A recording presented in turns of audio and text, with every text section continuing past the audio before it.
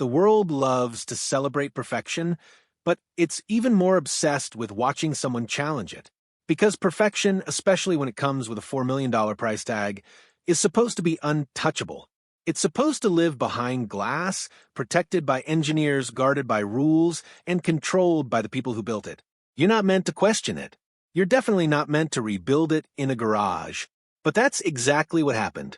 A Bugatti Chiron per Sport, one of the rarest, most advanced machines ever created, was declared dead.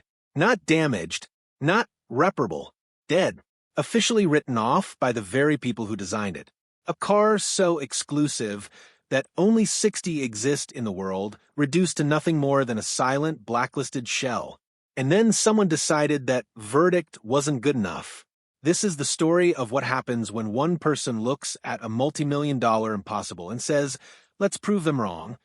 It started like any other day for a man who owned one of the most extraordinary cars on Earth, cruising through the streets, enjoying the quiet confidence that comes with owning something so rare, so powerful, so engineered to perfection that most people will never even see one in real life. But perfection is fragile. In a split second, everything changed.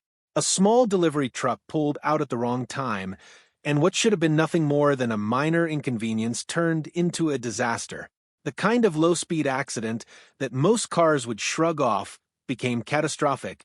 The front end crumpled, the airbags deployed, and just like that, a machine worth millions became unusable. Not because it was completely destroyed, but because of what came next. When a car like this gets damaged, it doesn't go to a local repair shop.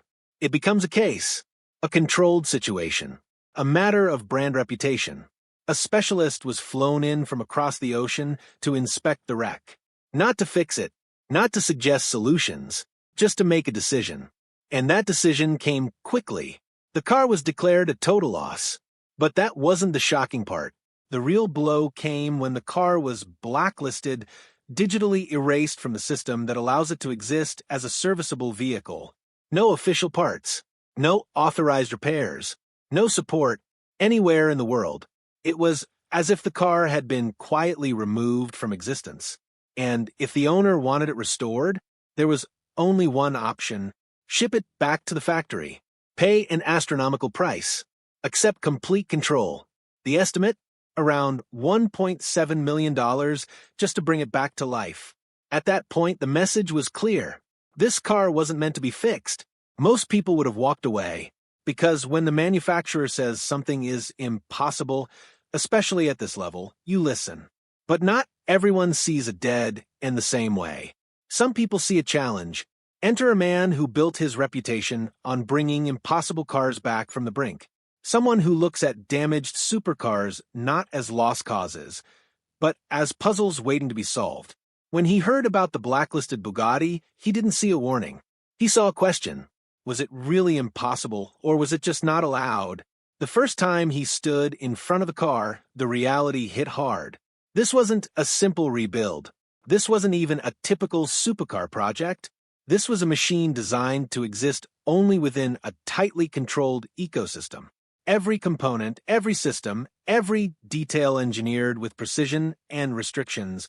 But as the teardown began, something unexpected started to happen. The mystery began to crack. Underneath the carbon fiber, beneath the layers of luxury and complexity, the car started to reveal something surprising. It wasn't magic. It was engineering. And more importantly, it was familiar. Small components, sensors, clips, connectors started to look strangely ordinary. Part numbers told a story that no one expected. These weren't all one-of-a-kind pieces built exclusively for a hypercar. Some of them came from the same parts ecosystem used in far more common vehicles. That realization changed everything, because if parts could be sourced elsewhere, if knowledge could be applied creatively, then maybe the impossible wasn't so impossible after all. But the real test was still ahead. The heart of the car had taken damage. A subtle shift during the crash had caused a structural issue that the manufacturer had already written off as unrepairable. Their solution was simple: replace everything, at an enormous cost. Anything less wasn't acceptable, or so they claimed. Instead of accepting that verdict, a different approach was taken. The damaged component was removed, studied, analyzed, not as a forbidden piece of engineering, but as material, something that follows the same laws of physics as anything else. And when examined closely, it wasn't some mysterious, untouchable alloy. It was metal. Complex, yes. Specialized, yes, but not beyond understanding. A skilled engineer looked at it and saw something very different from a death sentence. He saw something that could be repaired. The process was delicate, precise, high stakes, because if it failed, it wouldn't just be a setback. It could end the entire project. Heat was applied carefully, the material prepared with patience. And then, slowly, the repair began. What happened next challenged everything the original verdict stood for. The metal accepted the repair. It didn't crack apart. It didn't fail catastrophically. It responded just like any well-understood material would under the right conditions, and in that moment, something bigger than a broken part was fixed. The idea that this car was beyond saving started to fall apart. But the deeper the project went, the more it exposed a tension that had been building from the very beginning. This wasn't just about rebuilding a car anymore. It was about control.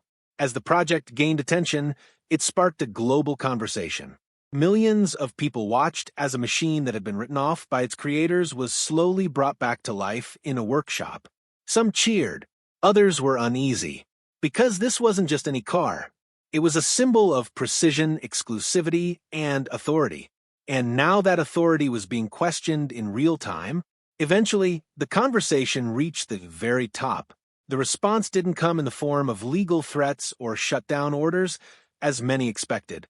Instead, it came directly from leadership. A message, a warning, but also an acknowledgement. The concern was clear. A machine capable of extreme performance demands absolute precision. Anything less could be dangerous, and that concern wasn't unreasonable, because rebuilding something like this isn't just about making it run again. It's about making it safe. But something had shifted. The project had already proven that the line between impossible and unapproved isn't always the same. And with growing public interest, the stance began to soften. Restrictions were reconsidered. Communication opened up. And eventually, the blacklist that had once erased the car's future was lifted. The car, once declared gone, was given a path back. What followed was more than just reassembly. It was transformation. Choices were made that pushed the car even further away from its original identity. Not recklessly, but deliberately. A new exhaust system, redesigned for a more aggressive character. A different voice for a machine that had once been defined by silence.